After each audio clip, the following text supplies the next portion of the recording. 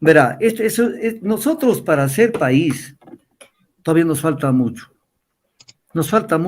y eso nos despecha muchas veces, porque se ve que no caminamos, o sea, caminamos en lo tecnológico, los muchachos saben manejar con una velocidad impresionante los WhatsApp, los chats, esto, el otro, pero eso no es profundidad, son habilidades, son destrezas.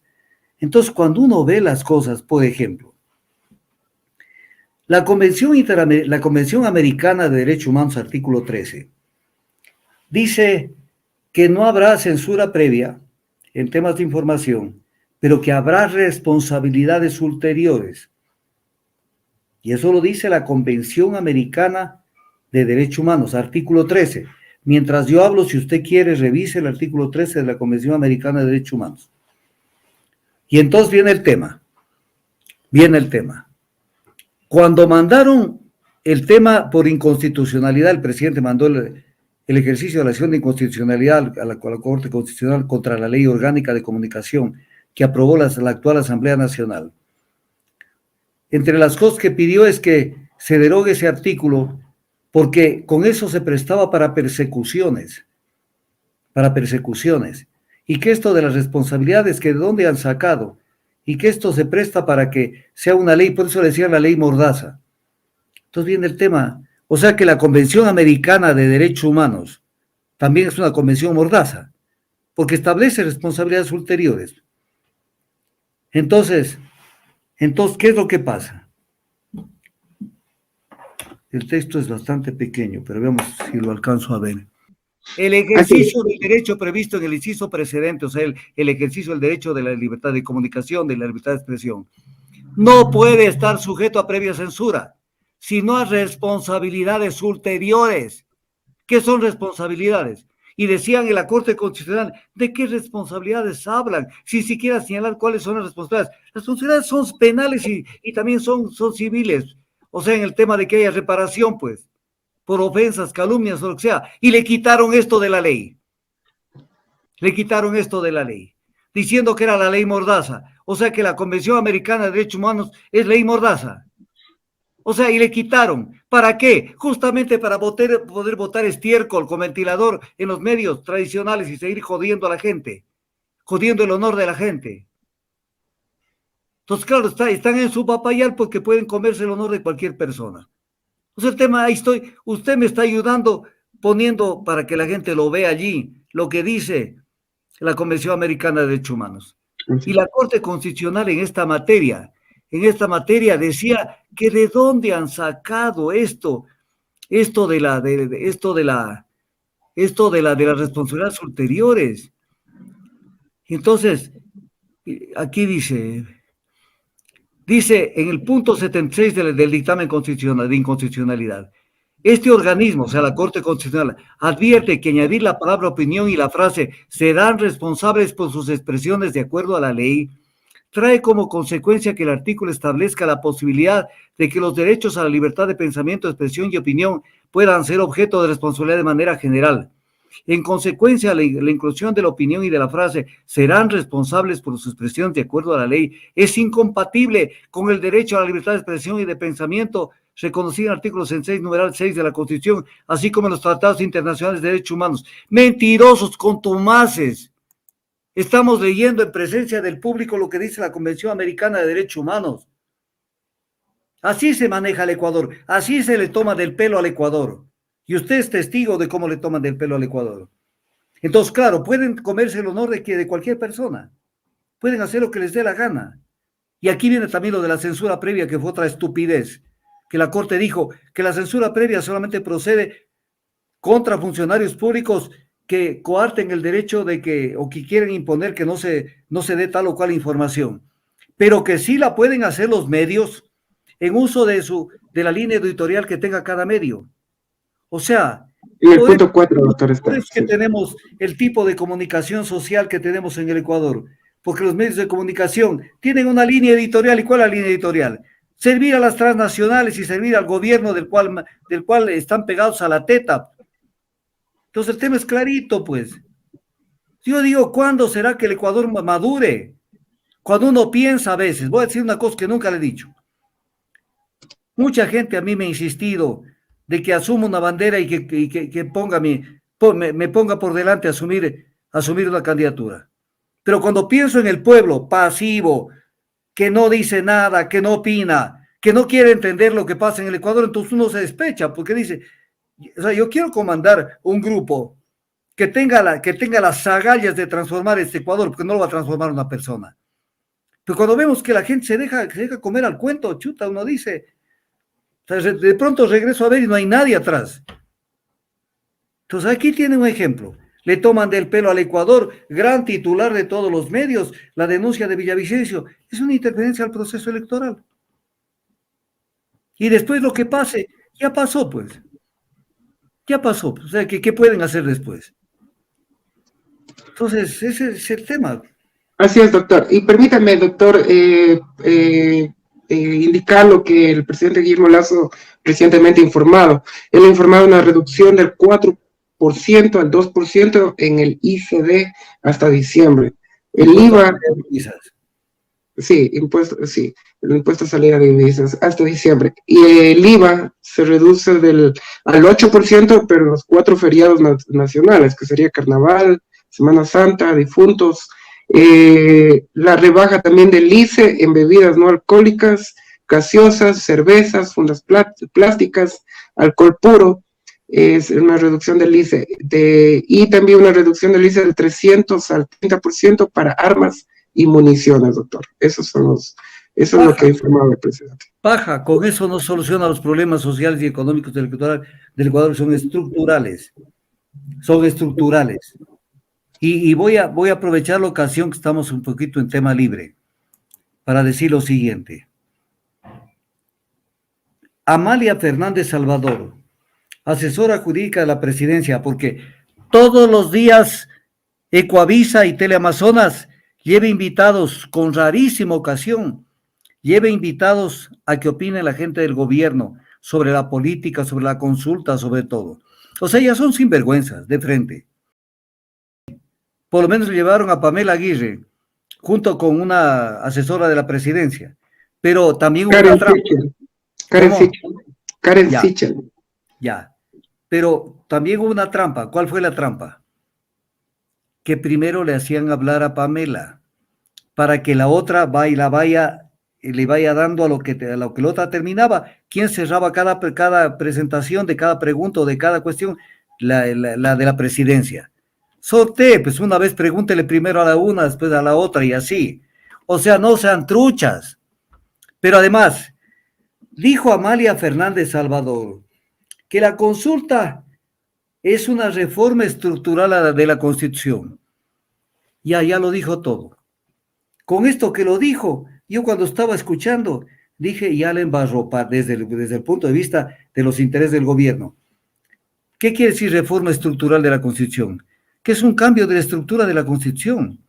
Y eso no está permitido por el artículo 441 de la Constitución mediante enmienda. O sea, si en este país la gente aprendiera a escuchar, solamente con esta declaración es como decir el gobierno, vea, su propia asesora jurídica de la presidencia dice que están haciendo una reforma estructural de la Constitución con esta consulta. Y si es estructural, están violando la Constitución. Que están violando con el permiso de la Corte Constitucional, que se presta para cualquier cosa. Dijo que con el Consejo de Fiscales hay que crear, porque si no creamos no se resuelve el tema de la falta de fiscales. ¿Qué tiene que ver la creación de un Consejo de Fiscales? Que además son juez y parte, porque son nombrados por la misma fiscal. ¿Acaso que nombrando el Consejo de Fiscales, que son nombrados por la misma fiscal, ya se resuelve la falta de fiscales? O sea, por Dios, no le toman el pelo a todos los días al Ecuador, y el Ecuador es como que está preparado, o sea, para aguantar de todo.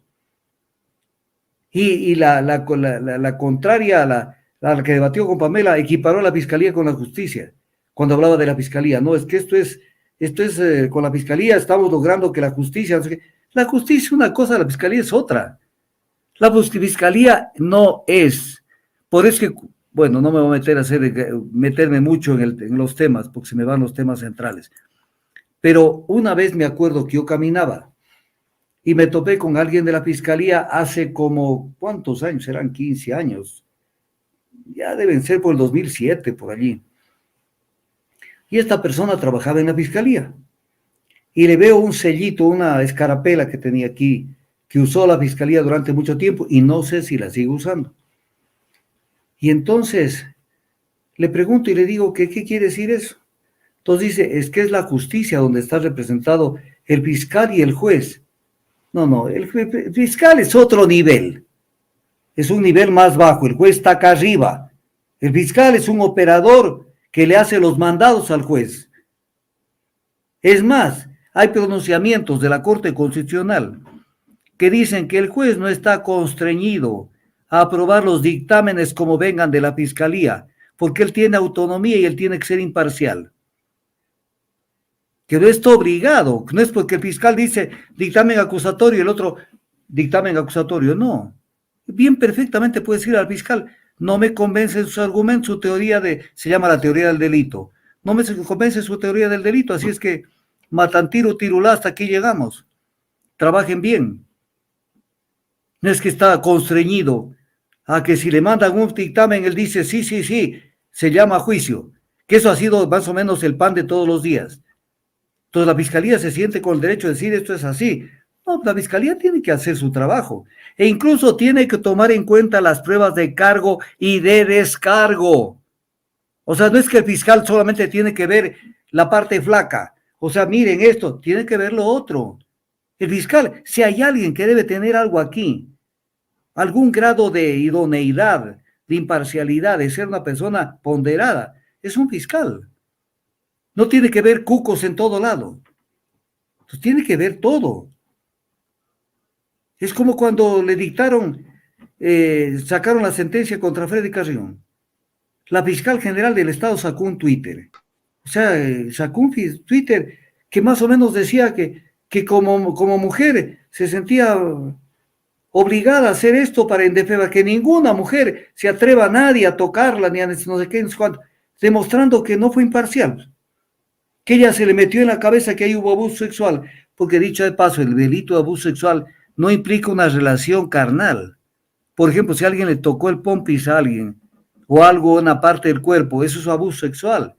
No es violación, no es el delito de violación. El abuso sexual es más difícil de probar porque es cuestión de un segundo, y si no hay un video o cámaras que vean algo, no puede pues el conviviente o amigo o compañero de esa mujer servir de testigo y ella misma decir, Freddy Carrión me tocó. O sea, que ya, mejor no vayamos a ninguna reunión social, porque el dueño de casa con la mujer se pueden poner de acuerdo y dijo, aquí vino fulano de tal y me tocó, abuso sexual y me voy 3 años preso. Entonces es una barbaridad lo que pasa en el Ecuador y la fiscalía salió sacando pecho, hemos logrado la justicia, probando. ¿Cómo probaron? Con un peritaje de aperro. ¿Acaso que el perito puede probar una cuestión tan elemental? ¿Acaso que el perito, si hubiera una violación, por ejemplo, de una persona que ha sido virgen, se puede hacer un reconocimiento inmediato de esa persona y ver si hay huellas de maltrato, de esto y lo otro, y decir hubo violación? Pero siempre que la prueba se haga inmediatamente. Pero un caso de abuso sexual, que alguien al paso le vaya topando alguna parte íntima a alguien.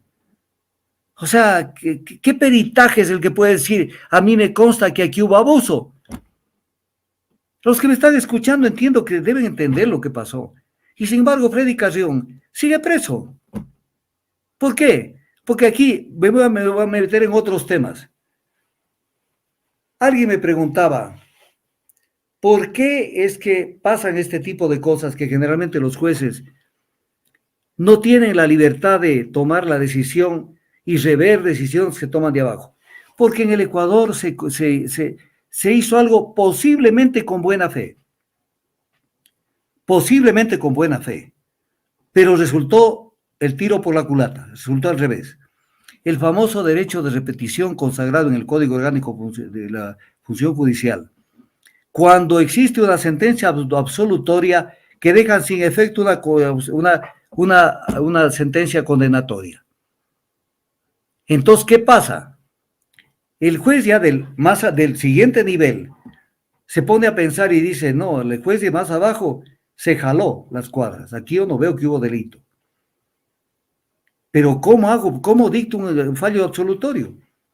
El momento que dicto un fallo absolutorio, automáticamente por norma jurídica tienen que proceder con el de juicio de repetición, para que el juez inferior tenga que indemnizar a los que lo sancionaron. Entonces dice, yo a mi compañero de trabajo, mi colega que está en la otra sala y esto y el otro, lo hundo. Entonces no sé qué hacer y al final confirmo la sentencia. Por defensa de cuerpo con mi compañero. Entonces, ¿cuándo cambian una sentencia? Nunca. Nunca cambian una sentencia. Porque esa norma que servía para que la gente se defienda de los abusos de la justicia, resultó al revés. Esa norma, por ejemplo, es contraria a los derechos, en este caso del reo, porque no le cambia la sentencia, porque no quieren pelearse entre los jueces. Vea el caso Singue. ¿Qué era lo que debía haber hecho la Corte Nacional de Justicia? Declarar la inocencia de la gente. Pero si declaraba la inocencia, se les cargaban con una demanda indemnizatoria, juicio de repetición a los jueces que dictaron esa sentencia irrita en primer grado. Entonces, ¿qué dijeron? Lo que pasa es que la sentencia es nula porque el informe de la Contraloría fue extemporáneo. Sí, también es cierto, pero debían ir al fondo, y el fondo es que no hubo argumentos para juzgar a esa gente. Ahí no se cometió ni un delito el más de leve. Entonces, esa institución de la repetición, que suena lindo y suena bonito, eso es una de las trabas más grandes para que en los casos de recursos que se interpongan, se cambien los criterios cuando existen razones suficientes para que se cambien, en este caso, las sentencias. Eso es lo que estoy diciendo en esta última intervención. Es de una profundidad enorme. Es de una profundidad enorme. Esto que se pensó que iba a ser bueno, resultó al revés de la razón. Nadie quiere cambiar la sentencia. La audiencia de apelación de Federica Rión, donde lo metieron preso, no por eso, lo metieron preso por haberse atrevido a organizar una comisión de la verdad para que analice lo sucedido en octubre del 2019 y calificaron de cometimientos de delitos de lesa humanidad la represión policial y militar con los tantos muertos que hubieron, además de que los informes de Naciones Unidas fueron contundentes por la forma como actuó la fuerza pública. Y entonces, por atreverse, antes de que se vaya el gobierno de Moreno, se movieron, echó una bala. Primero lo quisieron meter preso por estar en un carro oficial manejando en pleno toque de queda. Pero sí era una de las máximas autoridades de las instituciones del Estado, el defensor del pueblo. Y después se inventaron el tema del abuso sexual. O sea, estaban tomando un vino y unas cosas en la casa de este exministro de Salud del mismo gobierno de Lenín Moreno. Y entonces, ¿cómo es que? Lo que sí hubo un forcejeo cuando, estando presente Falconi, querían meterle en el ascensor. De pronto ahí le quedó alguna huella de lo que se ala a una persona, a veces le queda una huella, un negrito, lo que se dice, de la presión. Pero no hubo abuso sexual. Y si no, ¿por qué no presentaron videos, cámaras, cosas contundentes? Pero no un peritazgo. Porque es una tomadura del pelo a la justicia. ¿Creen que somos bobos? Entonces, si tendrían vergüenza en la cara, ¿qué deberían hacer? En la sentencia de apelación dejar sin efecto. Pero ¿qué pasa? Patricia Schettini, mujer de Freddy Carrión, y Freddy Carrión se ve encima contra los que dictaron sentencia en contra de él y les piden el derecho de repetición. Entonces, los que están ahora en el tribunal están temblando porque dicen, si les damos la absolución, les friegan a mis compañeros. Entonces, mejor que se joda Freddy Carrión en la cárcel. Es la justicia de este país. Más del 80% de la disfunción eréctil y falta de deseo sexual es provocado por trastornos de la salud. Pero esto no es un problema para Esencia Marina, agua de mar que contiene minerales y oligoelementos de origen marino. Descubre que con la enorme cantidad de nutrientes tu vida sexual cambia. Alcanza la felicidad con Esencia Marina.